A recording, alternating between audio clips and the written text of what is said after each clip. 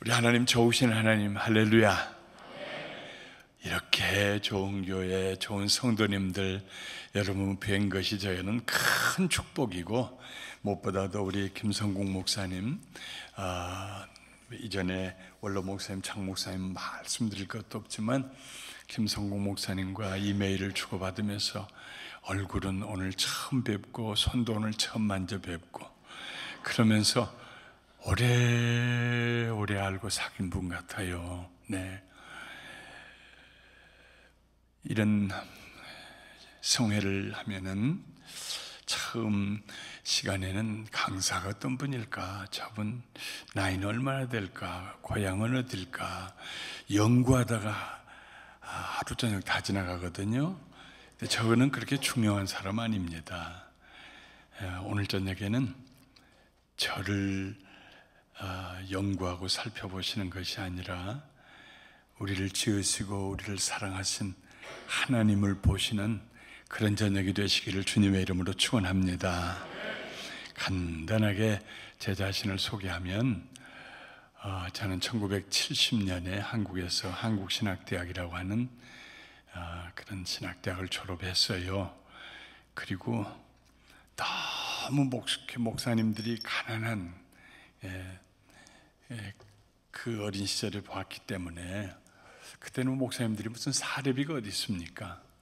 성미살, 집에서 저녁에 밥 지으면서 식구 숫자대로 숟가락으로 하나, 5식구면은 5숟가락으로 이렇게 해서 그걸 일주일 모아가지고 봉지에다가 싸가지고 그거 덜레덜레 들고 와서 교회 입구에 있는 항아리에다가 부으면은 그거 가지고 목사님께서 사시고 아이들 가르치기도 하시고 이러시는 그런 모습을 보면서 아무리 생각해도 나는 목사님이 될 자신이 없어요. 가난을 사랑할 마음이 없어요. 너무 목사님들이 고생한 걸 시골에 봐서. 그래서 신학대학을 졸업하고 13년 동안 목사가 안 됐습니다. 대신 그런 교회 중심에 일은 했지요. 그리고 하나님이 저를 부르셔서 사실은 LA의 풀러 테올로지컬 세미나리에 공부하러서 MDiv를 마치고 PhD에 들어갔다가 목회할 수밖에 없는 그런 그 상황이 벌어져서 그래서 1983년에 목사 3월에 목사 안수를 받고, 그때로부터 한 서너 달 전부터 세 가정이 와서 제 발목을 붙잡고 나는 목사 아니고 목회할 사람 아니니까 가라고, 다른 데 가시라고, 그런데도 붙잡고 갈 테니까 갈 때까지만 설교해달라고 그래가지고, 그랬는데 매주일 한 가정 내지 두 가정이 자꾸 오는 거예요, 새로. 그래가지고 세 가정으로 1982년 11월에 시작을 했는데 교회 이름도 안 걸고 빨리 가라고 엉거주춤하게 4개월이 지나가면서 한 30-40명이 돼가지고 할 수 없이 제 아내가 여보 나는 박사보다 목사가 더 좋아, 나는 목사하고 결혼하게 해달라고 유치원 때부터 기도해서, 이야, 어떤 사람은 시집 가는 걸 유치원 때부터 생각한 사람도 있었는가. 난 박사보다 목사가 좋아 여보, 하나님 당신 신학대학 보낼 때는 뜻이 있지 않을까. 그리고 거기 넘어가가지고 83년 3월에 목사가 됐어요. 그래서 교회를 시작했습니다. 작년 5월 20일에 제가 은퇴했어요. 35주년하고 이제 2달 후면 36주년이 되겠네요. 한 번도 저희 교회에는 분열된 적이 없습니다. 35년 동안 크게 다툰 적도 없습니다, 교회가. 그래서 늘 새가족들이 올 때마다 우리 교회는 다툰 적 없고 분열된 적 없습니다 했는데, 23주년쯤 됐을 때 성령님께서 저에게 툭 한마디 던지시더라고요.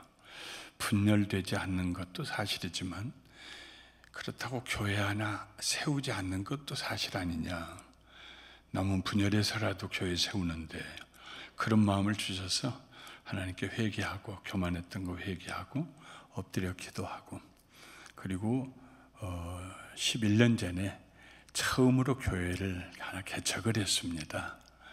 우리 장로님 네 분하고 우리 부목사님하고 개척을 내보내기로 8월에 하고 하나님 순종했습니다. 하나님 기쁘시지요 하는데 하늘이 조용해요. 2주간 동안을 기도가 막히고, 그래서 제가 왜 하나님 개척하고 교회 세운다고 하는데 하나님 제 마음에 기쁨이 없습니까? 그랬더니 성령님께서 제 마음에 이런 음성을 들려주세요. 내년 1월 첫 주일에 발표하기로 했는데 발표할 때에 원하는 사람들은 다 따라가라고 해라 하는 마음을 주세요. 그래서 제가 즉시로 벼락치듯이 하나님께 말씀드렸어요. 그것만 빼고는 다 할게요. 아마 소수에서 시작해서 교회가 성장해 오면서 내 마음속에 그런 그 아픔이 있었던가 봐요. 그리고 2주간 동안 씨름을 했습니다. 근데 하늘이 조용해요. 결국은 하나님께 항복을 했어요. 하나님, 조건 하나만 걸겠습니다. 1월 1일에 우리 아무개 목사님 저기 가서 부흥을 개척하는데 여러분 원하시는 분은 다 따라가십시오 할 때 제 마음에 위선적인 마음만 가지지 않도록 도와주세요. 기쁨으로 할 수 있도록 도와주세요. 그랬더니 그 순간부터 제 마음에 기쁨이 오기 시작하는데 그게 이제 10월, 9월 말입니다. 내년 1월까지 석 달을 내가 어떻게 2달 이상을 내가 기다려야 하는가, 그게 끔찍해질 정도로 기쁨이 밀려와요. 10월 처음 당회를 첫 주일날 장로님들과 함께 당회를 하면서 그 발표를 했어요. 아무개 목사님 저희가 보내서 개척할 터인데 장로님 한 가정을 보내드리고 2년 동안 거기 계시다가 아주 거기 자리 잡으셔도 좋고 돌아오셔도 좋고 그렇게 하겠습니다. 그리고 누구든지 원하는 분은 다 가시라고 제가 말씀드리겠습니다 하는 순간, 그때 저희 장로님, 지금은 시무장로님이 20명입니다만은 그때 13명이었는데 13명 중에 4명이 손을 번쩍 들어요. 목사님 저부터 보내주세요. 그래서 제가 죄송합니다, 이미 결정이 됐습니다. 그러나 여러분도 다음에 기회를 드리겠습니다. 1월 첫 주일이 됐어요. 그래서 발표를 하면서 제가 여러분들 원하신 분들은 누구나 가도 좋습니다. 많이 가십시오. 한 25마일 정도 떨어진 자리예요. 동쪽으로, 코로나라는 곳은. 그 순간 교회에서 여기저기서 우는 소리가 들리기 시작해. 1부 예배도 2부 예배도 3부 예배도 많이 갈 줄 알았어요. 그랬는데 목사님 4분까지 해서 어른이 30명이 가고, 어떤 가정은 아예 집을 팔아서 거리 이사를 가기도 하고,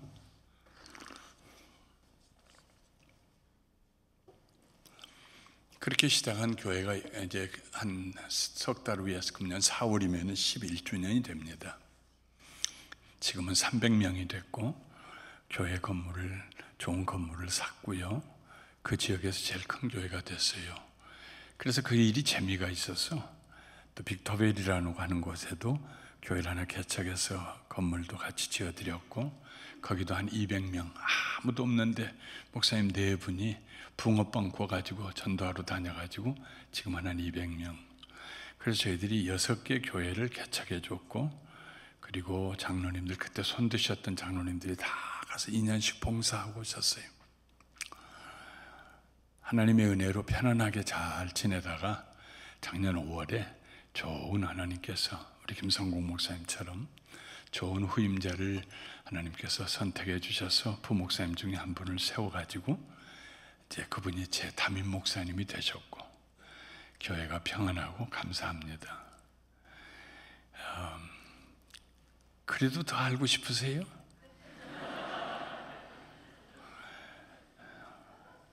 저는 태생이 시골 사람입니다.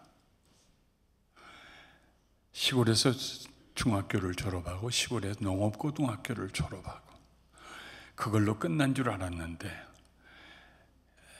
제가 잘 출세하면 동네 2장 정도는 한번 할 줄 알았는데 하나님께서 참 업그레이드 시키고 인도하셔서 주의 종이 되게 하시고, 그리고 제가 5월 20일 작년 만 70이 될 때 은퇴를 했습니다. 이제 만 71세가 되었네요. 저는 부흥사는 아닙니다. 목회자입니다. 여러분과 함께 하나님에 대해서 알고 싶어서, 하나님을 믿는 믿음이 무엇인가, 좀 더 본질적인 믿음은 에너지이기 때문에 어딘가로 갑니다. 나는 망할 거야 하는 믿음을 가지면 그 믿음이 에너지가요, 폭발력을 가지고 결국은 망하게 됩니다. 그래서 믿음의 방향은 무엇일까? 마지막에는 믿음의 크기는 무엇일까? 오늘 저녁, 내일 저녁, 주일날 오후 4시는 주제별로 믿음의 본질과 믿음의 방향, 믿음의 크기에 대해서 말씀을 드리고, 내일 새벽에는 2019년을 위대하게 살 수 있는 위대한 결단에 대해서 내일 새벽에 말씀드리고요, 주일 1부와 2부 예레미야서에 나오는 아나도스에 있는 밭을 사라 하는 말씀을 드리고, 3부, 4부에는 마태복음 16장 말씀으로 이런 교회가 되십시다 하는 말씀을 드리고, 이제 그럼 6번 설교가 드려지게 됩니다. 옛날 부흥회는 말이죠, 월요일 저녁에 시작해요. 월요일 저녁에 시작해서 화요일 날 새벽 오전 집에 가서 밥 먹고 와가지고 오후 2시, 화요일 저녁 하루에 4번씩 모였습니다. 월요일 저녁 한 번에다 화요일 4번, 수요일 4번, 목요일 4번, 금요일 4번, 4, 4, 16, 그리고 토요일 아침 마지막에 울면서 강사 목사님 버스까지 정류장까지 배웅해드리고 우리 다시 만날 때까지 하고 울면서 끝나면은 전체 설교가 18번이요. 18번의 설교를 듣고 부흥회를 하면은요, 바위도 회개하고 예수 믿는 바위가 돼요. 근데 요즘에는 이제 점점 줄어들어가지고 금요일부터 시작해서 금요일 저녁, 토요일 저녁, 주일 한 번 설교 3번. 그것도 한국에 나가니까 요즘은 1일 부흥회라고 해가지고 하루만 해요. 이게 뭐 불을 계속 떼야 좀 이렇게 뜨거워지지요. 그러니까는 교회의 은혜가 없어져요. 비가 며칠이라도 와야 땅속에 스며들 터인데, 이번에 제가 6번 설교합니다. 6번 설교할 수 있는 기회를 주셔서 얼마나 감사한지, 이 6번 말씀 가능하면 전부터 끝까지 같이 나누시고 큰 은혜 같이 나누시기를 주님의 이름으로 축원합니다. 오늘 저녁에 믿음의 본질에 대한 말씀입니다. 핵심입니다. 믿음이라는 게 뭐냐? 믿음의 핵심이 뭐냐? 네. 믿음이 없이는 하나님을 기쁘시게 못하나니 하나님께 나아가는 자는 반드시 그가 계신 것과 또한 자기를 찾는 자에게 상 주시는 자였음을 믿어야 할지니라. 믿음에는요, 대상이 있습니다.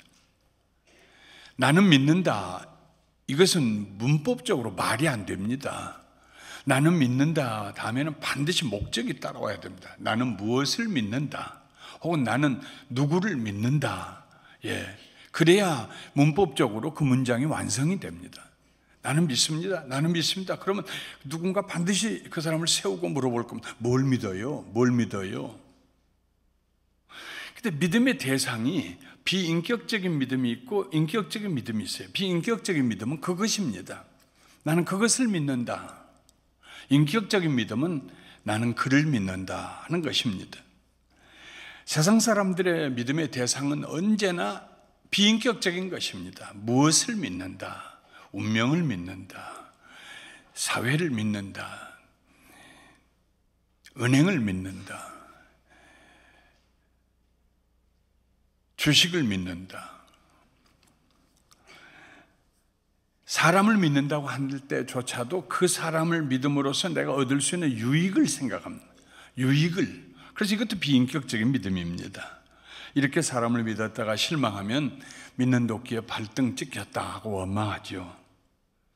사람들이 사기를 당할 때는요, 거의 대부분 사기당한 책임은 사기당하는 사람에게 있습니다. 마음에 탐욕이 있기 때문에 그렇게 하면 일액천금할 수 있다는 생각이 자기 혼자 상상하기 때문에 사기를 치는 사람은 한두 마디만 했는데 사기를 당한 사람은 그 말을 침소 봉대시켜가지고 와 그러면 막 이렇게 되겠다 이렇게 되겠다고 혼자 그림을 그리다가 자기가 넘어집니다. 대부분이 그렇습니다. 우리 마음에 있는 탐욕이. 그래서 탐욕에서 오는 믿음은 언제나 비인격적인 믿음입니다. 우상 숭배, 비인격적인 믿음입니다. 성경은 언제나 우상을 그것이라고 표현합니다. 이사야서에서는 우상에 대한 구절이 25번 이상 나오는데 그 중에 한 구절, 이사야서 41장 15절부터 17절을 제가 읽어보겠습니다. 이 나무는 사람이 땔감을 삶는 것이거늘 그가 그것을 가지고 자기 몸을 덮게도 하고 불을 피워 떡을 굽기도 하고 신상을 만들어 경배하며 우상을 만들고 그 앞에 엎드리기도 하는구나. 그 중에 절반은 불에 사르고 그 절반으로는 고기를 구워 먹고 배불리며 또 몸을 덥게 하여 이르기를 아 따뜻하다 내가 불을 보았구나 하면서 그 나머지로 신상 곧 자기 우상을 만들고 그 앞에 엎드려 경배하며 그것에게 기도하여 이르기를 너는 나의 신이니 나를 구원하라 하는도다. 무슨 얘기냐면요, 사람이 와서 나무 토막을 하나 가지고 와서 그걸 쪼개가지고 그걸로 불을 떼어서 방을 따뜻하게 하고 음식을 만들어도 먹고, 그러다가 나무를 쪼개다가 어느 부분을 보고 그걸 가지고 칼로 새겨서 손바닥 안에 들어갈 만한 우상을 만듭니다. 옛날 사람들은, 가난한 사람들도 자기들의 가신이 있었어요. 예. 그래서 그 손에 하나 들어갈 만한 가신, 신은 또 항상 2개예요. 만들어서 그걸 세워놓고, 조그마한 신 세워놓고 그 앞에 절하면서 우리 집을 지켜주시오, 우리를 복을 주시오, 우리에게 건강을 주시오, 그러면서 절을 했단 말입니다. 그게 우상입니다. 지금 이사야가 하는 얘기가 그것입니다. 똑같은 나무 가지고 쪼개서 불 떼고, 그리고 음식도 만들고, 그리고 남은 조각 가지고 깎아서 새겨가지고 자기를 위해서 우상 만들고 그 앞에 절을 하며 나를 구원해 달라고 기도하는구나 하는 것입니다. 이게 우상입니다. 큰 우상도 마찬가지입니다. 우상은 말을 못합니다. 세워놓은 그곳에서 움직이지도 못합니다. 사람들이 떠매고 다니거나 못을 박아 고정시켜야 합니다. 성경의 대표적인 그런 우상이 바로 다곤 신상입니다. 사무엘이 어렸을 때 언약궤를 뺏기고 난 다음에 그 언약궤 다곤 블레셋 사람들이 다곤 신전에 신당에다 갖다 놨는데 다곤 신상이 엎드러져서 세워놓으니까 뒷날 또 엎드러졌는데 이번에 목도 부러지고 손목도 부러졌어요. 그래서 그 언약궤가 있어서 그렇다 하고 언약궤를 다른 데로 보내는 장면이 나옵니다. 우상입니다. 과거에는 눈에 보이는 우상을 섬겼습니다. 그러나 지금은 눈에 보이는 우상이 아니라 눈에 안 보이는 우상을 섬깁니다. 욕구, 욕망, 재물, 명예, 이런 것들이 우리에게 우상이 됩니다. 그리스도인들은 우상을 숭배하는 사람들이 아닙니다. 인격적인 하나님을 믿는 사람, 하나님을 섬기는 사람들입니다. 하나님을 인격적으로 믿고 섬기는 그 믿음이 하나님을 기쁘시게 한다 했습니다. 오늘 저는 여러분과 함께 믿음의 본질을 3개로 나누려 말씀드리려고 합니다. 첫 번째로 우리는 살아계신 하나님을 믿어야 합니다. 살아계신 하나님. 살아계신 하나님은 영원하신 하나님이십니다. 예레미야 10장 10절에 오직 여호와는 참 하나님이시요 살아계신 하나님이시요 영원한 왕이시다. 시작과 끝이 없으시는 영원하신 분, 나와 함께 지금 여기 동행하시는 분, 임재하시는 분, 하나님의 임재하심을 언제나 느끼고 사는 삶. 살아계신 하나님을 믿는 사람들은 영원하신 하나님, 여기 계신 하나님, 살아계신 하나님, 우리를 살리신 하나님을 믿습니다. 요한복음 6장 57절에 살아계신 아버지께서 나를 보내시면 내가 아버지로 말미암아 사는 것 같이 나를 먹는 그 사람도 나로 말미암아 내 아버지 때문에 나도 산다 그랬어요, 예수님께서요. 살아계신 하나님을 믿는 사람들은요, 산 사람들입니다. 어떤 경우에도 죽는다는 생각 하지 않습니다. 사는 사람입니다. 제 아내가 50대를 지나면서 죽겠다고요. 나 죽을 것 같아 여보. 일어나질 못하고 자꾸 침대에 눕고 무슨 일 봐서 또 침대에 눕고 여보 그렇게 한 2년 가까이 이렇게 하는 것 같아요. 그러면서 계속 눈물을 보이고 여보 나 죽으면 오래 기다리지 말고 빨리 장가가. 목사인데 교회에 오래 자리 비우지 말고. 이거 어떻게 얘기를 뭘로 위로를 해야 될지 아니라고 해도 누가 알았어요 그걸? 그게 갱년기라는 걸 뒤늦게 알았지. 여러분 부인들이 그런 얘기 하거든요. 너무 두려워하지 마세요. 지나갑니다. 네. 근데 한 2년쯤 지났는데 어느 날 갑자기 시편 27편 말씀을 가지고 냉장고에도 붙여놓고 경대위에도 붙여놓고 가는 데마다 내가 산자의 땅에 있으며 주를 볼 것을 믿었도다. 안 죽겠대요 이제는요. 내가 산자의 땅에 있으며. 그러더니 갱년기를 벗어나더라고요. 여러분 갱년기 때문에 나 죽을 거야 하는 생각 드신 분이 있으시면 시편 27편을 다시 읽어보세요. 나는 산자의 땅에 있을 것이다. 왜요? 내가 믿는 하나님이 살아계신 하나님이니까. 난 죽음을 생각하지 않는다. 난 망하지 않는다. 하나님이 살아계신다. 내 아버지께서 살아계시니까 나도 산다. 예수님 말씀하셨어요. 그리고 나로 인하여서 너희도 살 것이다 그랬어요. 생명이 유산으로 주어지는 것입니다. 살아계신 하나님이라는 말씀은 구원하신다는 말씀. 구원하신 하나님, 구해내시는 하나님. 어떤 경우에도 내가 사망의 음침한 골짜기를 지날지라도 해를 두려워하지 않을 것은 주께서 나와 함께 하십니다. 사망의 음침한 골짜기를 혼자 밤에 지나가 보세요. 무섭지 않은 사람이 누가 있겠어요? 시골에 공동묘지를 비가 부슬부슬 오는데 부인네가 등에 아기를 업고 지나갑니다. 혼자 지나가면 무서워서 못 갈 길인데 등에 애가 잠자고 있는데도 등에 하나 사람이 등에 있기 때문에 무섭지가 않아요. 사람이 둘이 함께 가도 애기와 함께 가도 두렵지 않는데 살아계신 하나님이 나와 함께 하시는데 내가 누구를 두려워하리요? 하나님 나를 구해 주신다. 나의 구원자이시다. 살아계신 하나님. 또 말하되 살아계신 하나님이 너희 가운데 계시사 너희를 가나안 족속과 헷 족속과 히위 족속과 브리스 족속과 기르가스 족속과 아모리 족속과 여부스 족속을 너희 앞에서 반드시 쫓아내실 줄을 이것으로 너희가 알리라. 하나님이 앞서가시면서 이스라엘 백성 앞에서 그 가나안 족속들을 쫓아내시겠다고 말씀하십니다.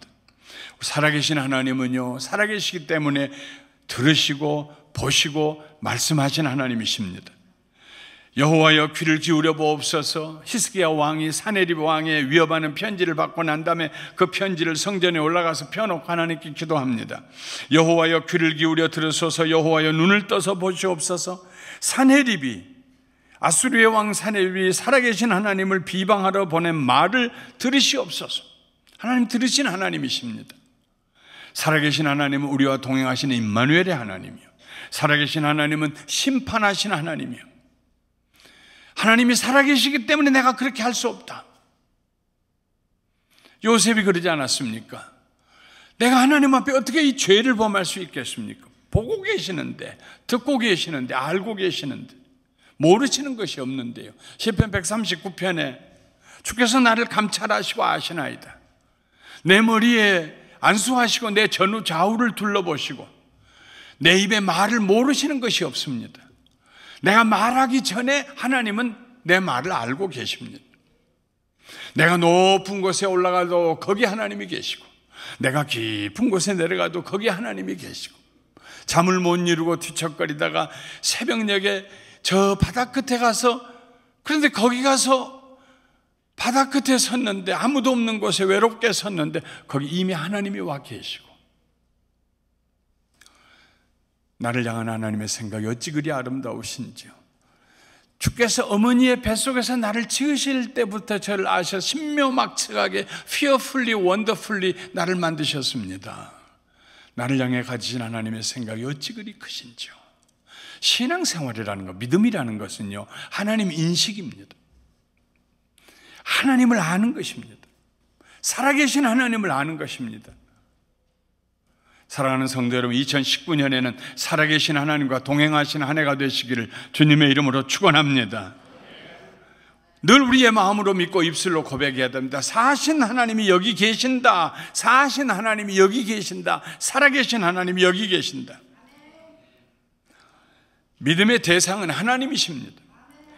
하나님 외에 다른 것에 믿음의 대상이 되면 안 됩니다. 자식이요, 잘 길러놓으면 때가 되면은 다 자기 길로 가야지요. 내가 저를 어떻게 길렀는데 자식에게 우리가 믿음 둘 수 없습니다. 누구에게도, 세상 사람 누구도 믿음의 대상이 아닙니다. 사람은 믿음의 대상이 될 수가 없습니다. 사랑의 대상이죠. 내가 사랑하고 또 그쪽에 사랑을 주면 내가 사랑받고 그런 관계이지, 사람은 누구도 믿을 믿음의 대상이 아닙니다. 오직 하나님만 우리의 믿음의 대상입니다.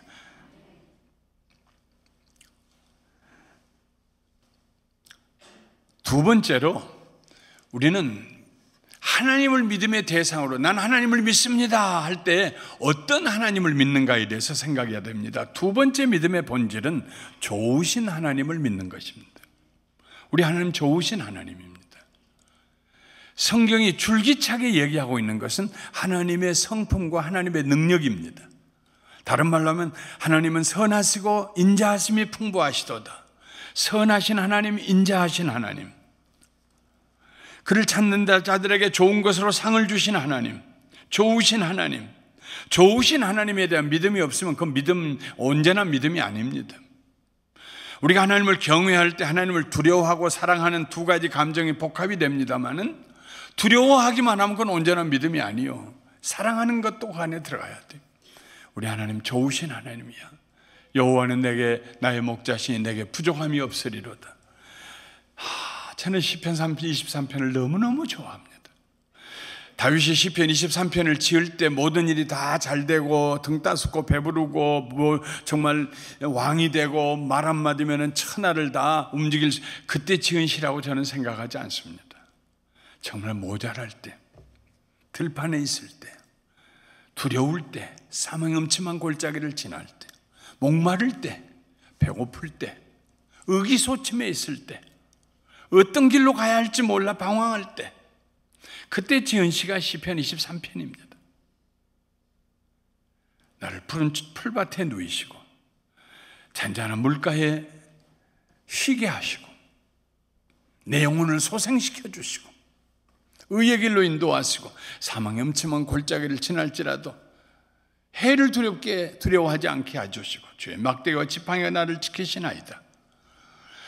원수의 목전에서 큰 잔치상을 베풀어 주시고 내 머리에 기름을 발라주시고 나로 하여금 내가 얼마나 존귀한 자인가를 깨닫게 해주신다는 말씀입니다. 내 잔이 넘치나이다. 주의 선하심과 인자하심이 정녕 나를 따르리니 내가 여호와의 집에 영원히 거하리로다.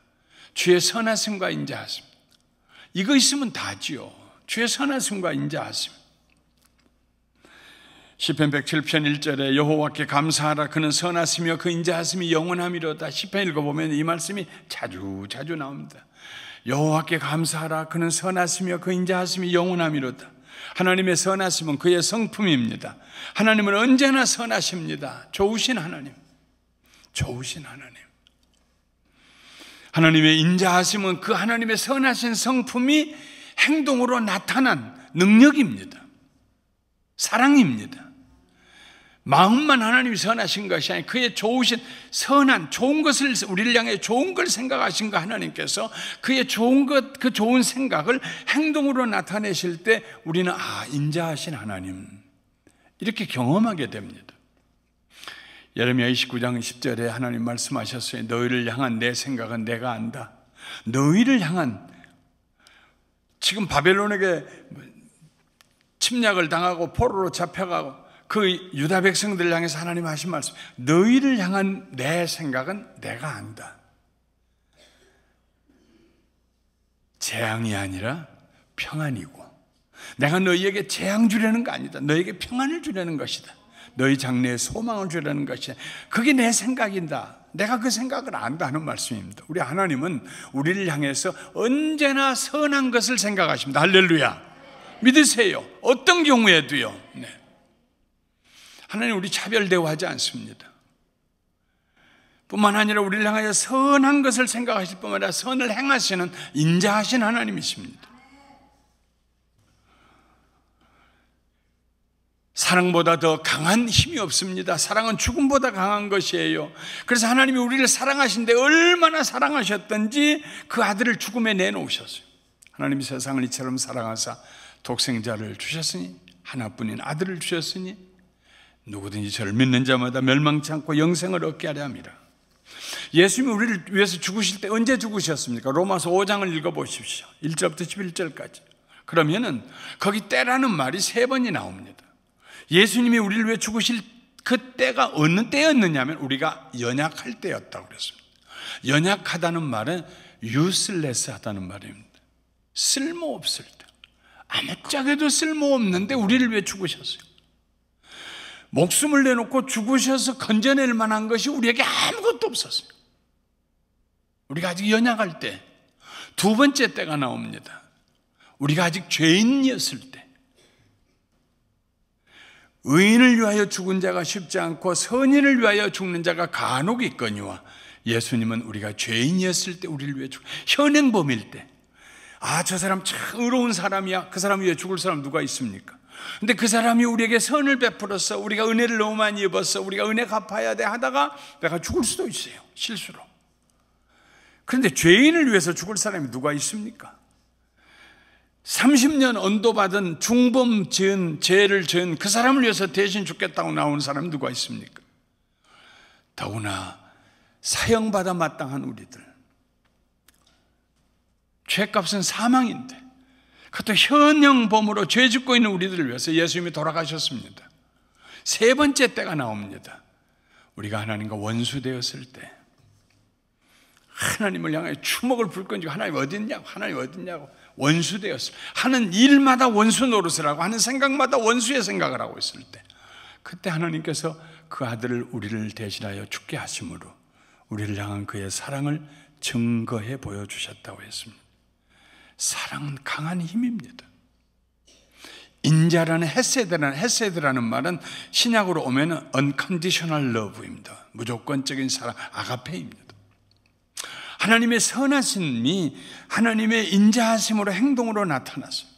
그리고 구체적으로 나타난 행동이 그의 아들을 십자가 위에 내어 놓으신 것입니다. 성경에 나오는 하나님의 사람들은 언제나 좋으신 하나님, 선하시고 인자하신 하나님을 믿었습니다. 에스라 선지자가 있었어요. 학사라고도 부르는데 아론의 후손으로서 제사장입니다.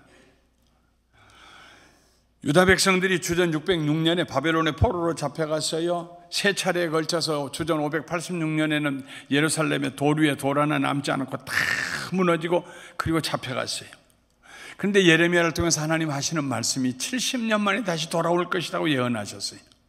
실제로 606년에 사로잡혀가기 시작한 그 유다 백성들이 주전 537년에 70년 만에 수룹바벨을 하나님이 부르시고 보내셔서 5만여 명이 1차로 포로가 귀환되어 옵니다. 예루살렘을. 고대 시대에서 있을 수 없는 일이었습니다. 한번 망하면 끝이었습니다. 그런데 포로로 잡혀가서 2세대, 3세대 자식 낳고 살던 그 사람들을 고레스 왕 원년에 돌아가라 해가지고 예레미야가 예언한 것처럼 70년 만에 예루살렘으로 돌아왔어요. 그리고 난 다음에 2차 귀환이 있었는데 약 80년이 지나고 난 다음 주전 458년에 아닥사스다 왕 때에 에스라가 5천여 명을 데리고 다시 예루살렘으로 옵니다. 2차 귀환입니다. 그런데 에스라는 하나님을 정말 사랑하는 사람이었어요. 스룹바벨은 좀 정치가였는데 에스라는 정말 제사장이고 하나님을 사랑하고 섬기는 선지자요, 가르치는 학사였고, 에스라는 그 바벨론에서 70년이 지나고 80년이니까 150년이 지난 겁니다. 처음 바벨론에 포로로 잡혀간 뒤로 이제 바벨론도 70년 만에 망하고 그다음 페르시아, 메대가 생기고 이렇게 이제 페르시아가 통치하고 있을 때인데 150년 후 30년을 한 세대로 삼아도 5세대 이후에 후손입니다. 에스라는.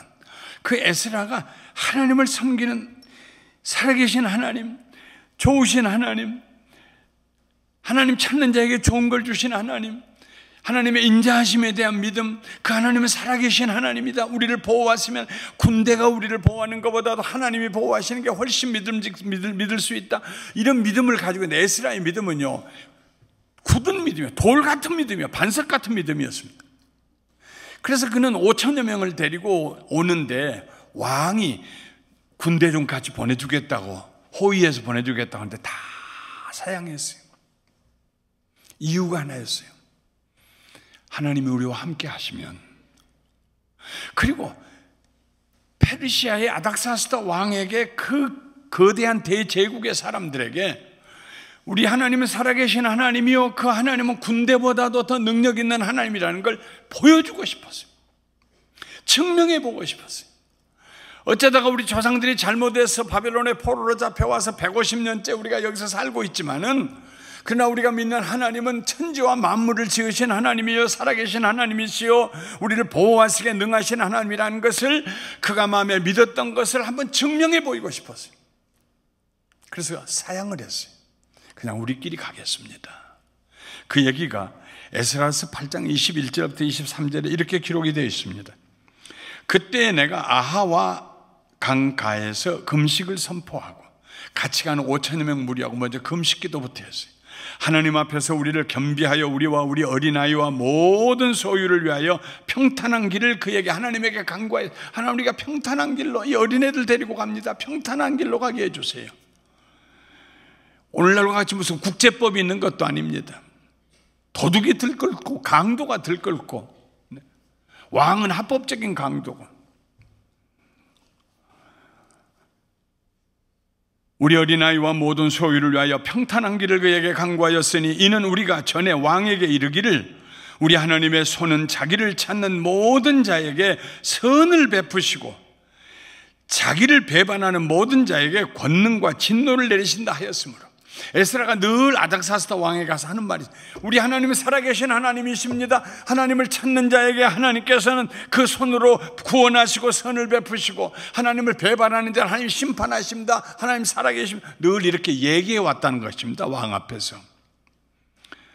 그랬으므로 길에서 적군을 막고 우리를 도울 보병과 마병을 왕에게 구하기를 부끄러워하였습니다. 그러므로 우리가 이를 위하여 금식하며 우리 하나님께 간구하였더니 그의 응당하심을 입었느니라. 하나님, 내가 그렇게 하나님에 대한 믿음을 가지고 믿음을 고백하고 하나님 안 믿는 왕에게 그렇게 큰 소리 쳤는데, 이제 5천 명 아이들까지 5천 명의 소수가 갑니다. 가는 길 지켜주시옵소서. 달랑 아닥사스다 왕의 편지 한 장 들고 4개월 동안 900여 마일을 도보로 예루살렘을 향해서 갑니다. 보행자가 아이들까지 5천 명입니다. 사람만 가면 별일 없지요. 페르시아 왕부터 시작해서 귀족들이 그들에게 은근 보화를 주었어요. 금만 3.75톤입니다. 3,750kg입니다. 금만. 오늘날 시세로 따져보면은 약 1억 7천만 달러어 칩니다. 은이 28.75톤입니다. 오늘 시세로 하면은 1,700여만 달러입니다. 이 보물덩어리입니다. 생각해 보세요. 금이 4톤 가까이 되는 금이에요.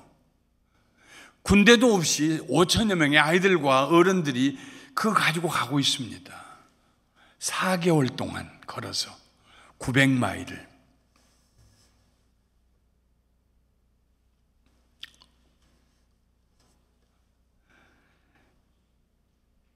훗날에 에스라가 이렇게 말합니다. 우리 하나님의 손은 자기를 찾는 모든 자에게 선을 베푸시고 자기를 배반하는 모든 자에게는 권능과 진노를 내리신다.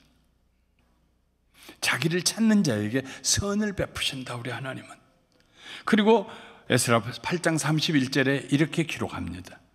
첫째 달 12일에 우리가 아와강을 떠나서 예루살렘으로 갈새 우리 하나님의 손이 우리를 도우사 대적과 길에 매복한 자의 손에서 건지셨느니라.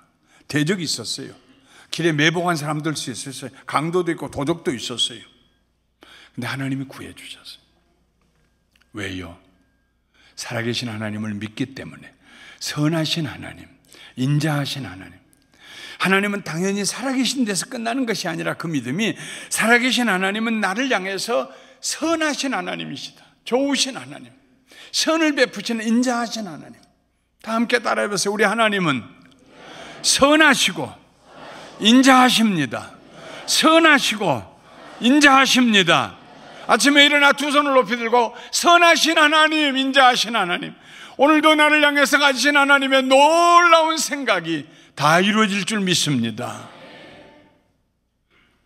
내 입을 넓게 열라 내가 채우리라고 하셨습니다.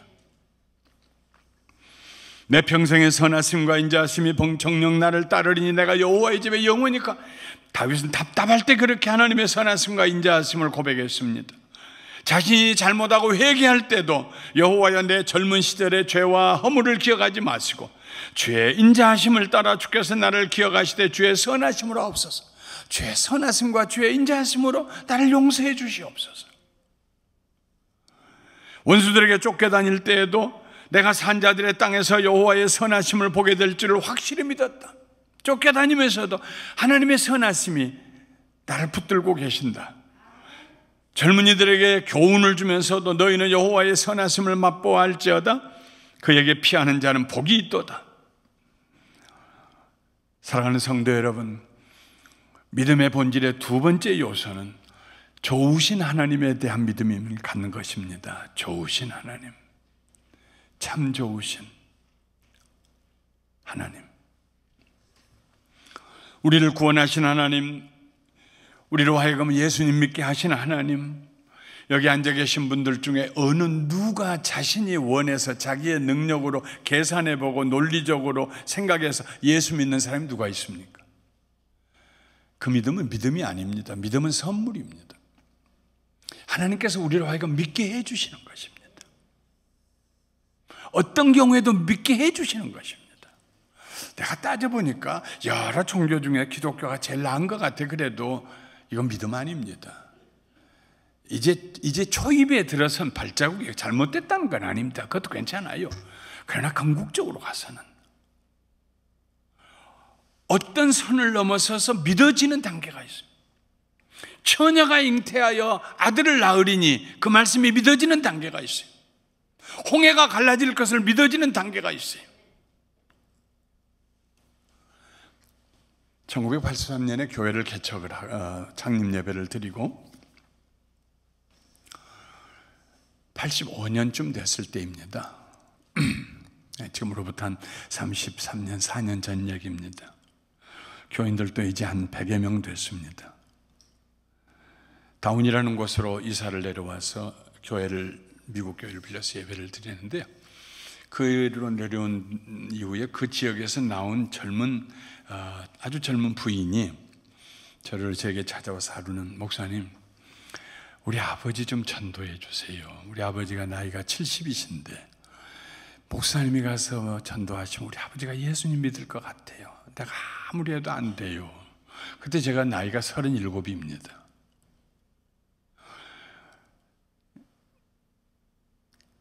그렇게 내키지는 않았어요. 왜냐하면 저는 개인 전도에 자신감이 별로 없었거든요. 설교는 잘하겠는데 예수 안 믿는 사람 찾아가가지고 예수 믿으십시오 해가지고 내 말 듣고 누가 예수 믿을 것 같다는 그런 믿음이 별로 없을 때였어요. 근데 목사님이 얘기하면 아버님이 예수 믿을 것 같다는데 어떻게 거절할 수가 있어요? 가십시다. 수요일 날 갔어요. 들어가면서 제가 그랬습니다. 김 선생님 안녕하세요. 따님이 우리 교회 나오시는데 그 교회 김영길 목사예요. 지금만 같아도 내가 들어가면서 김 선생님하고 안 불렀지요. 지금만 같았어도 들어가면서 아버님 하고 들어갔으면 조금 좀 이게 통할 텐데, 이 젊은 새파란 젊은 사람이 들어오면서 김 선생님 하니까 아마 속이 좀 다치셨는지 이렇게 쳐다보더니 그냥 하고 고개를 돌리시더라고요. 조금 느낌이 안 좋았는데 그래도 교회 나오십시오 그랬더니 이 일 없어. 내 평생에 내 친구 딸년이 시집 간다고 그래서 갔는데 그게 교회라고 합대다. 난 그게 처음이자 마지막이요. 우리가 예수님 믿으면은 우리 죄가 사함받고 평안을 얻게 되고, 나는 남에게 죄를 지은 적도 없고 남이 나에게 죄를 짓게 한 적도 없어. 목사로서 제가 가지고 있는 모든 자료를 다 동원해가지고 얘기하는데, 제가 얘기하면은 1초도 걸리지 않냐고 핑퐁 치듯이 말을 받으시는 거예요. 그러니 뭐 제가 궁지에 몰리는 거예요. 그 마지막에는 이제 마지막 카드 썼죠. 그게 뭐예요? 세상 떠날 때 천국 가야 되지 않겠습니까? 하는 얘기요. 우리가 다 세상 떠날 때가 오는데 천국에 가셔야지요. 그 순간 그분의 입에서 이런 말씀이 나왔어요. 나는 그래서 실소. 종교는 아편이요. 종교는 아편이요. 그 여기서 들은 얘기 같은데 누가 그런 얘기를 했지? 하는 순간에 그분이 서슴지 않고 이렇게 말씀하셨어요. 나는 공산주의자요. 나는 막스 레닌주의자요. 막스 레닌주의자들이 하는 얘기가 종교가 사람을 아편처럼 몽롱하게 해가지고 이렇게, 그래서 종교는 아편이라는 말이 공산주의에서 나온 얘기거든요. 나는 공산주의, 제 평생에 본인의 입으로 나는 공산주의자요, 막스 레닌주의자요 하는 분은 그분이 처음이자 마지막이었어요. 어떻게 그런 얘기를 하실 수 있었는지 모르겠어요. 그러니 뭐 공산주의자 앞에서 제가 더 얘기를 뭘 하겠어요? 할 얘기도 없고. 제 아내를 쿡쿡 찌었습니다. 여보 갑시다. 일어납시다. 찬송도 못 불러보고 기도도 못하고 성경도 못 읽어보고 일어나는데 그 따님은 그냥 과일을 산같이 깎아가지고 지금쯤에 우리 아빠 KO 당했을 거다 하고 나오는데, 제가 일어서니까 목사님 왜 일어나세요? 왜 일어나세요? 예, 갑니다. 그러면서 제가 그 집을 나오면서 현관에서 신발을 신고 밖으로 나오면서 하늘을 쳐다보고 그랬어요. 하나님, 나 그러니까 목사 안 한다고 했잖아요. 이렇게 처참하게 내가 이러고 어떻게 이번 주를 설교해요? 나 그러니까 목사 안 한다고 했잖아요. 목요일, 금요일, 토요일 참 불편했습니다. 속이. 내가 이렇게 설득력이 없는가? 이렇게 복음을 전할 자료도 없는가? 나는 진짜 목사인가? 하나님 나를 정말 부르셨는가? 주일날이 돼서 설교를 하는데도, 예배를 인도하라고 강단에 올라가는데도 풀이 다 빠졌어요. 제가 올라가서 이제 사도행전을 고백하고 예배를 인도하려고 하는데, 아이고 그 공산주의자 할아버지가 저기 앉아 계시는 거예요.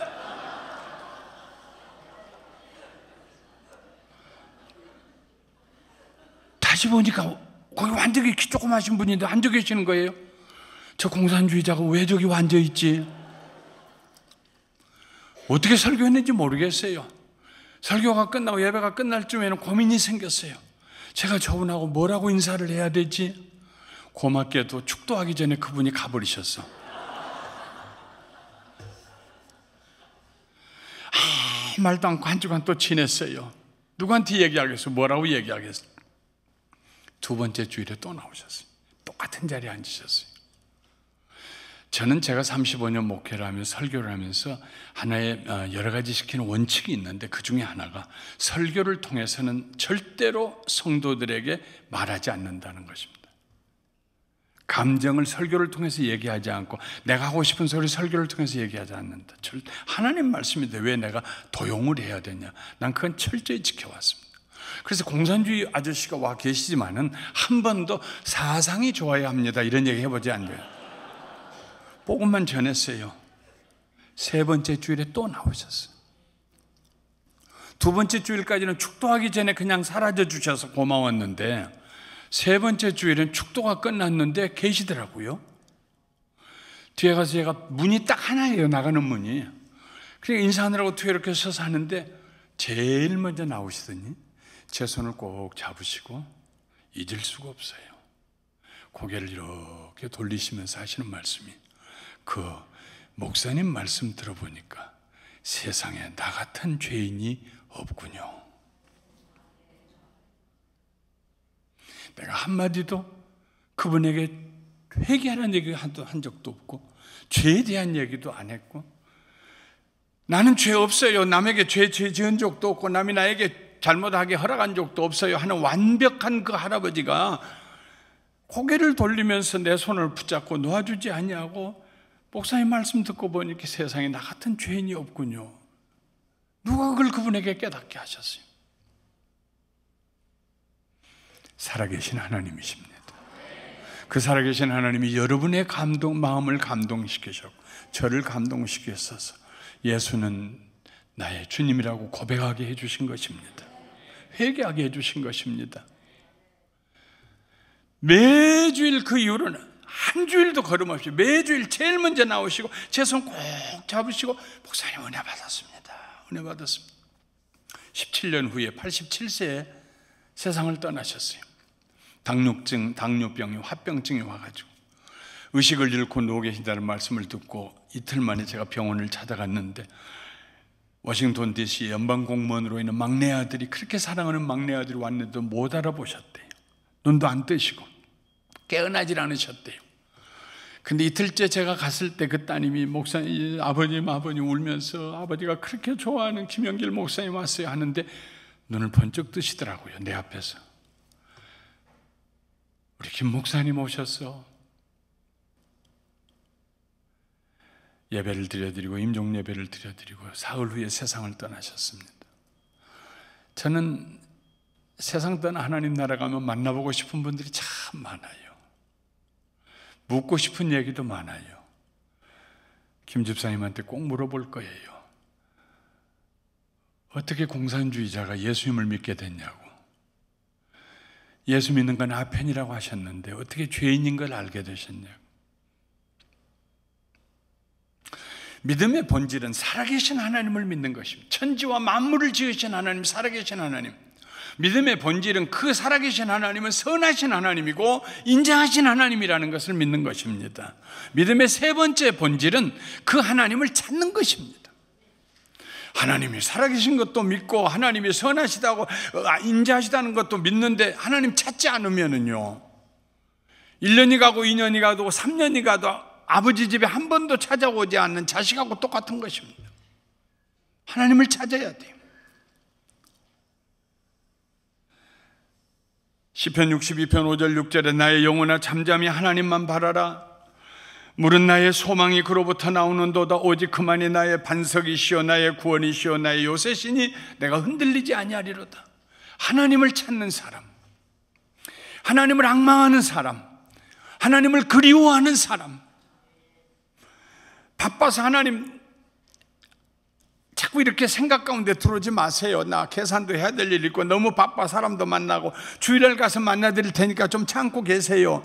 그런 신앙이 아니고 하나님께서 가끔 우리의 마음을 찾아오실 때에 하던 일을 미루어 놓고 조용한 자리에 들어가서 하나님과 교제할 수 있는 사람. 나의 영혼아 잠잠히 하나님을 바라보아라. 누구든지 주의 이름을 부르는 자는 구원을 받으리라고 바울은 말했습니다. 우리는 하나님을 찾을 때 큰 기대를 가져야 합니다. 큰 기대를 가져야 합니다. 이스라엘 백성에게 하나님 말씀하십니다. 나는 너를 애굽 땅에서 인도하여 낸 여호와 네 하나님이니 내 입을 넓게 열라. 내가 하나님을 향할 때요 큰 기대감을, 우리 하나님, 내가 하나님을 찾을 때 하나님께서 나를 위하여서 예비하신 은혜와 축복을 내가 누릴 것이다. 하나님의 하나님 되심을 내가 체험하게 될 것이다. 드라마틱한 한 해를 살게 될 것이다. 감격적인 삶을 살게 될 것이다.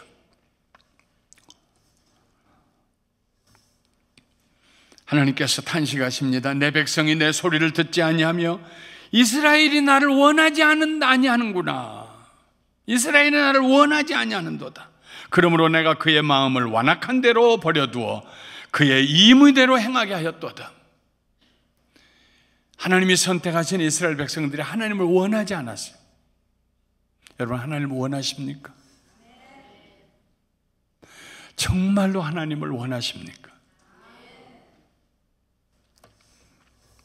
우리는 하나님을 찾을 때 우리에게 상 주신 하나님을 믿어야 합니다.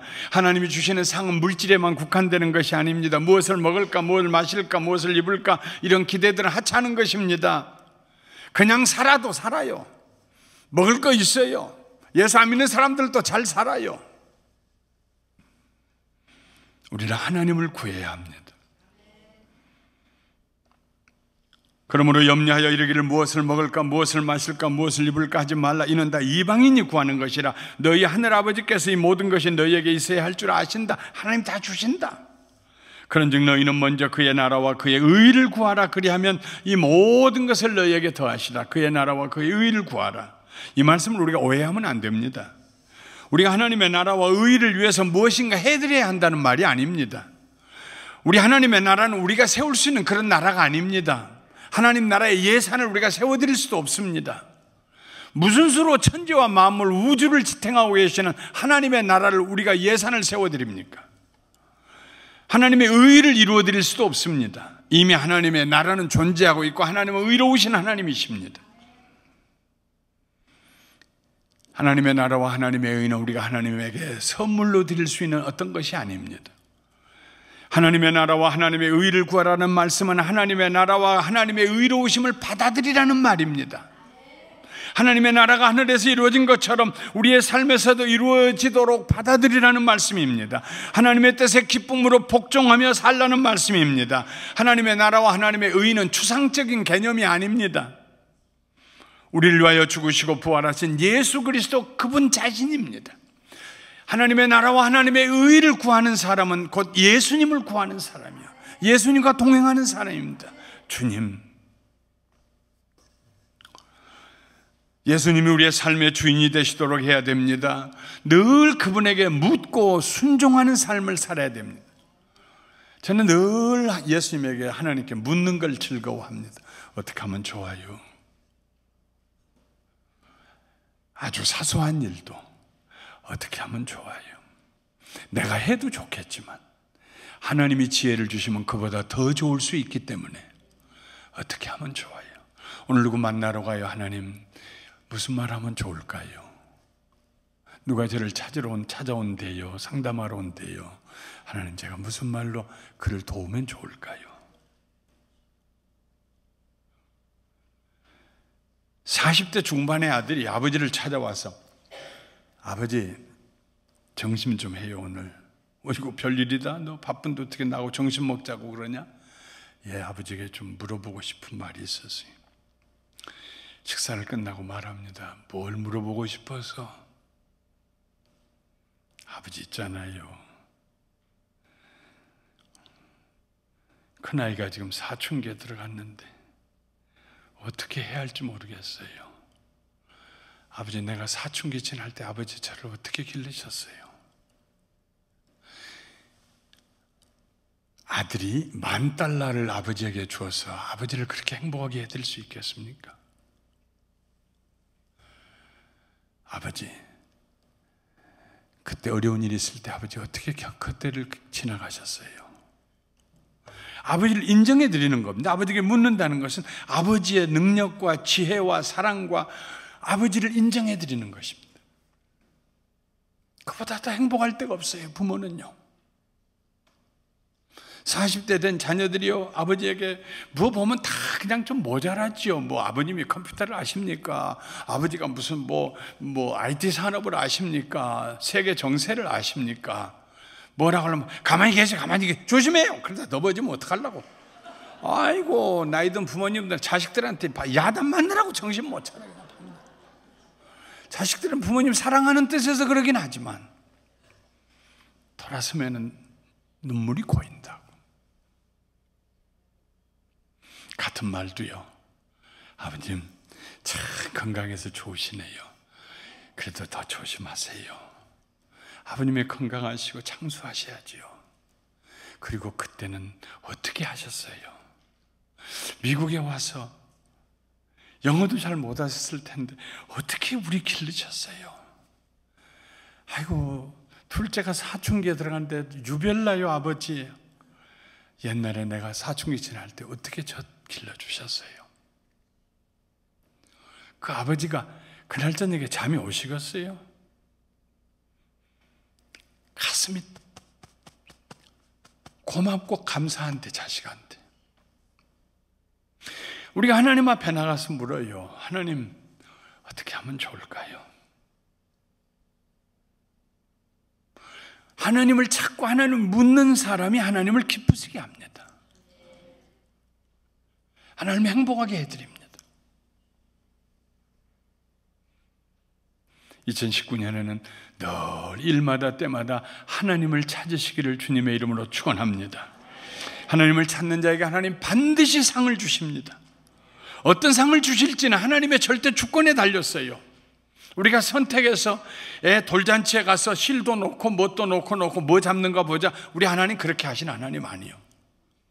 돌잔치 한번 갔더니 어떤 부모가요, 잡는데 실을 잡으면 수명이 길고 뭐 총진기를 잡으면 의사가 되고 뭐 별걸, 옛날에는 뭐 3개만 놓고 했는데 요즘에는 9개씩을 놓고 하더라고. 이제 복잡해 가지고요. 애가 이거 뭐 잡으려고, 운동하는 축구공을 잡으려고 하니 크니까 그거 잡고 싶잖아요. 잡으려고 하니까 얼른 애를 끌어가지고 돈을 잡는 데를 끌고 가더라. 우리가 하나님을 찾을 때에 내 생각 가지고 하나님 나 이렇게 해주세요가 아니고, 하나님은 선하십니다, 인자하십니다. 나를 향해서 가신 하나님의 생각은 최고입니다. 하나님의 뜻이 내 삶에 이루어지게 해주시옵소서. 전폭적으로 서렌더하고, 그게 하나님을 찾는 것입니다. 절대 주권을 의지하는 것입니다. 가장 좋은 것으로 상을 주실 것이라는 믿음을 가지고 기다려야 합니다. 참, 하나님은요, 그를 찾는 자를 절대로 빈손으로 돌려보내지 않으십니다.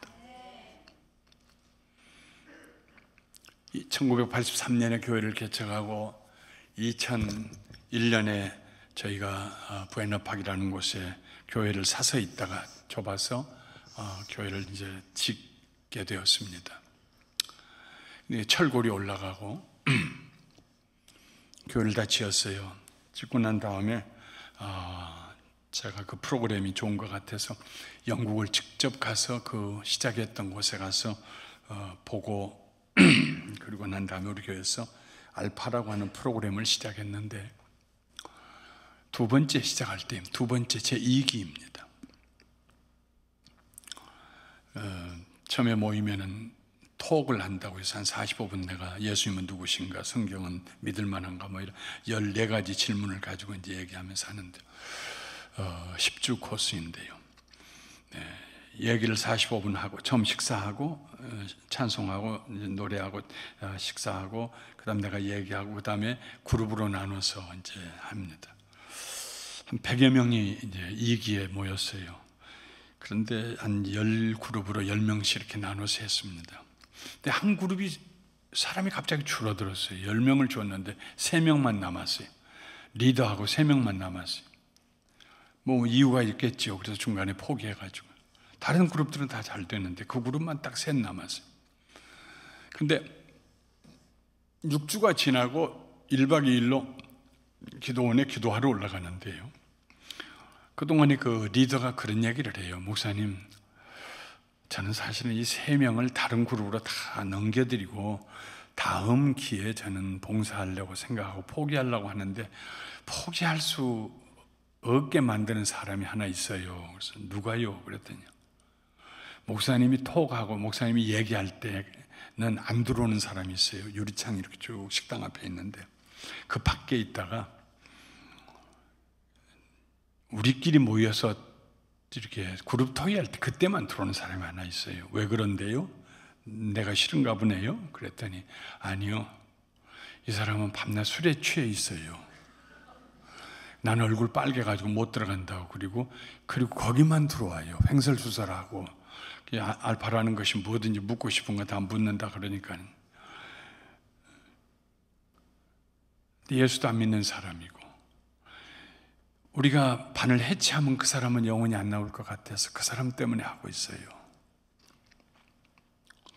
6주가 지나고 기도원으로 1박 2일로 올라갈 때가 되었습니다. 이 나머지 리더하고 다른 두 사람하고 셋이서 이 한 사람을, 술 취해서 밤 나오는 이 젊은 40대 초반의 사람을 붙들고 기도원에 올라가자고. 아이고, 난 그런 데 안 간다고. 교회도 나 지금 두 주인가 세 번째 주 여기 처음 나오는데 나 그런 데 안 간다고. 가자고. 안 간다고. 가자고. 안 간다고. 하도 그러니까는, 그러면 나 거기 올라가 가지고 나 술, 만일 하나님 살아계신다면 나 술 끊게 해주고, 담배 끊게 해주고, 도박 끊게 해주고, 커피 끊게 해주면은 나 하나님 살아계신 거 믿겠다고. 하나님 얼마든지 끊게 해주신다고. 예수, 우리 크리스찬들은요, 막 하나님 이름으로 얼마나 수표를 안 바라는지 몰라. 문제 없다고, 올라가면 된다고. 남자들이요, 올라가서 비가 부슬부슬 오는데 버스 타고 올라가가지고 밤새도록 이 한 사람을 놓고 세 사람이 붙들고 목이 쉬도록 기도를 한 거예요. 하나님, 형제의 긍휼이 불쌍히 여겨주시라고. 예수 믿게 해주시고, 술 끊게 해주시고, 담배 끊게 해주시고, 도박 끊게 해주시고, 뭔 일인지는 모르지만 커피도 끊게 해주시고, 그러고 막. 근데 그 다음 내려와가지고는요, 보고가 올라오는데 술 안 마신대요. 그리고 한 달이 지나고 그 2기가 끝났습니다.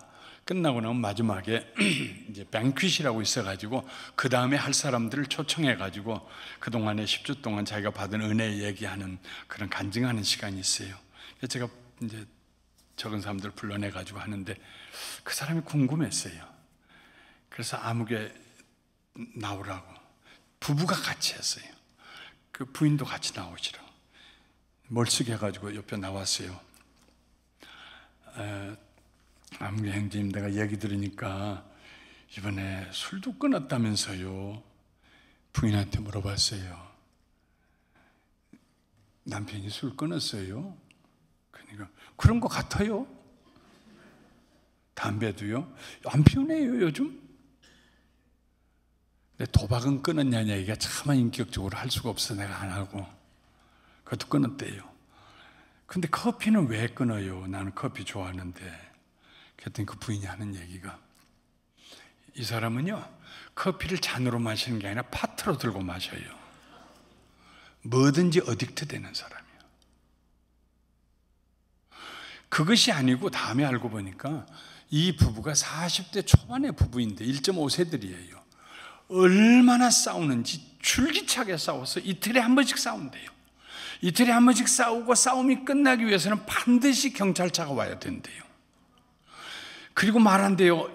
그저께는 내가 경찰 불렀으니까 오늘은 네가 불러라 그런대요. 그리고도 살아. 아들을 둘이나 낳고. 하도 둘이 싸우고 지겹게 싸워서 가보니까는 뭔가 건물이 하나 올라가는데 그게 교회라고 그래서 야, 우리 교회나 가보자. 그래가지고 나온 사람들이에요. 나온 지 2번째 주일이 됐는데 알판지 양판지 뭔가를 한다고 그러니까 그냥 거기에 등록을 해가지고 온 사람들이요. 내 마음속에 복 받았다. 하나님을 찾았는데 어떻게 이렇게 복을 받냐. 알코올 중독에서 벗어나기가 얼마나 힘들어요. 아침에 일어나면 맥주 캔을 9개까지 마셔야 한대요. 그리고 계속 온종일 계속 마셔야 한대요. 술을 끊고 담배를 끊고. 정말 복받았다. 부인 당신 정말 호박이 넝쿨째로 떨어졌다. 혼자 생각하면서 이러고 쳐다보는데 두 분이 다 바짝 말랐어요. 좀 몸이 날씬해요. 그러면서 뭐 여러 가지 하고 싶은 얘기가 있지만 말은 안 하고 웃고 보고 있다가 이렇게 고개를 돌리는 순간 벼락치듯이 성령님께서 제게 어떤 지식을 넣어주셨어요. 제가 목회하면서 딱 3번 그런 경험을 했습니다. 소위 고린도전서 12장에 나오는 은사 중에 gift of knowledge라고 하는 은사예요. 지식의 은사입니다.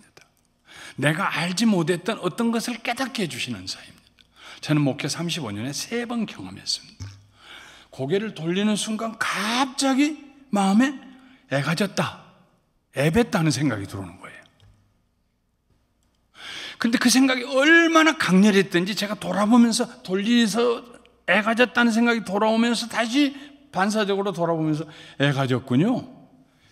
120명이 모여 있는데 마이크에다 대고 제가 하는 얘기입니다. 그 말이 내 입에서 나가는 순간 내 목회는 끝났다 이제.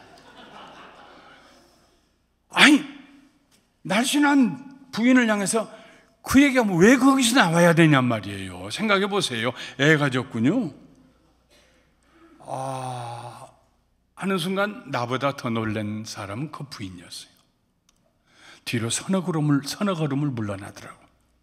그러면서 목사님 그거 어떻게 아셨어요? 정말 애가 졌어요? 예. 3개월 됐어요. 아무도 모르는데 목사님 그거 어떻게 아세요?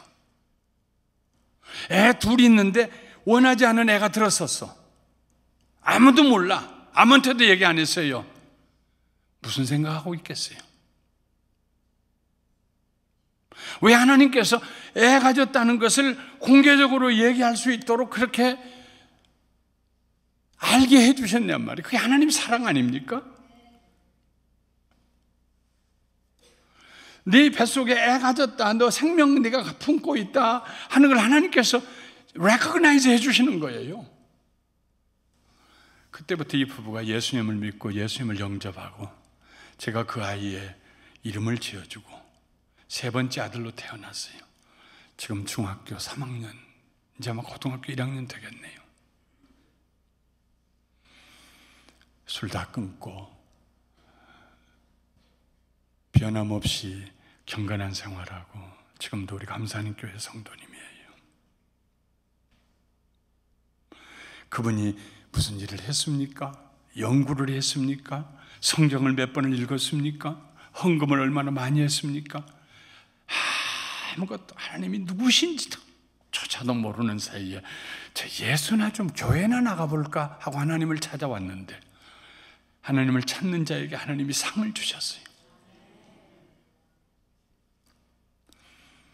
믿음이 없이는 하나님을 기쁘시게 못하는 하나님께 나가는 자는 반드시 그가 계신 것과 또한 그를 찾는 자에게 상 주시는 자를 믿으라. 이 반드시라는 말의 헬라어의 뜻은요, 둘을 한 세트로 해서 하는 말입니다. 하나님이 계신 걸 믿으면은 한 세트로 그를 찾으면 상 주신 자의 그분이 상 주시는 자인 걸 믿어라 하는 것입니다. 많은 경우에 하나님이 살아계심을 믿는데 반쪽 신앙으로 남는 분들이 계세요. 찾지 않아요. 왜요? 하나님의 선하심과 인자하심에 대한 믿음이 없기 때문입니다. 오늘 저녁에 저는 믿음의 본질 3가지를 얘기했습니다. 하나님은 살아계신다. 인격자 하나님, 우리를 구원하시고 우리와 동행하신 하나님, 그 하나님은 선하시고 좋으신 하나님이시다. 엄청나게 좋으신 하나님이시다. 하나님의 성품에, 하나님의 능력에 대해서 선하신 성품과 무엇이든지 선한 일을 이루실 수 있는 능력을 믿어드리는 믿음, 그리고 그 믿음을 가지고 하나님을 찾는 것입니다. 일마다 때마다 하나님을 찾는 것입니다. 그렇게 해서 하나님을 기쁘시게 해드리는 것입니다. 믿음의 본질입니다. 여러분 2019년에 이런 믿음을 가지고 당신의 믿음이 무엇입니까? 하고 누가 묻는다면 분명하게 대답해 줄 수 있는 그런 신앙생활을 하시기를 주님의 이름으로 축원합니다. 오늘 내일 모레 저는 사흘 여러분과 함께 말씀 전하면서 찬송을 좀 부를 거예요. 마음이 답답하시거든 좋은 찬송 택해가지고요 7번을 계속 불러보십시오. 우리가 대부분 찬송 교회 와서 어떤 찬송 한 장 부르면은요 뭘 불렀는지 몰라요. 찬송 부르면서 나 그 가스는 그거 왔나, 고향 친구도 만나러 가고 뭔가 생각 다 하고 뭘 불렀는지 몰라. 하도 수십 년 동안 찬송 불렀으니까 가사 보지도 않고 다 부르는데 가사에 나오는 단어 하나도 관심이 없었어요. 두 번째 찬송을 똑같은 찬송을 2번 부르면 단어 하나 2개가 눈앞에 떠올라요. 3번째 부르면 소절이 느껴져요. 4번째 부르면 가슴이 뜨거워져요. 5번째 부르면 손이 올라가요. 6번째 부르면 눈물이 핑 돌아요. 7번째 부르면 부르다가 더 부를 수가 없어서 하나님께 기도하기 시작해요. 요즘에는 교회에서요 내 주여 뜻대로 행하시 이 찬송 부르는 교회 눈 씻고 찾아봐도 없어요. 안 불러요 그 찬송. 왜냐하면 내 생각이 훨씬 나은데 하나님께서 하나님 뜻대로 하다가 내가 원치 않은 대로 자꾸 하라고 그러면 곤란하니까 아예 안 불러요 그 찬송은요. 그 찬송을 작사한 슈모크 목사님, 독일 교회 목사님이셨어요. 외출했다가 와보니까 교회에 불이 났어요. 교회하고 같이 붙어있는 파스니지 사택에 어린아이들 아들 2이 있는데 얘들 어떻게 됐는가 하고 들어가 보니까 2 아이가 잿더미가 됐어. 꼭 껴안고 죽어 있어요.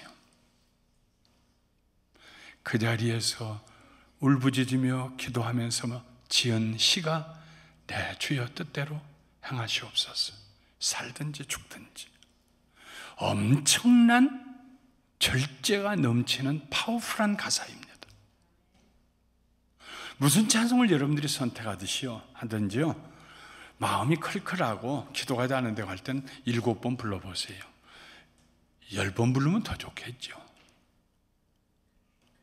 찬양의 고백이 될 수 있도록 오늘 저희는 저와 함께 그 주 예수 의지함이 힘이 기쁜 일일세 찬송이요 542장입니다. 이 찬송 저와 함께 3번 부르겠습니다.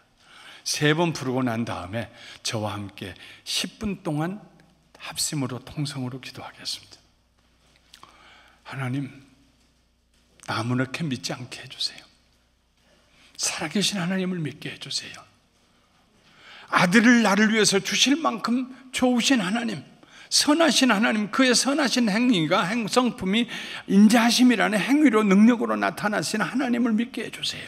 그리고 그 하나님을 찾는 믿음을 가지게 해주세요. 오늘 저녁에 한 10분 기도하겠습니다. 그리고 합심기도 10분이 끝나고 나면 목사님 올라오실 겁니다. 542장 우리 같이 불러볼까요?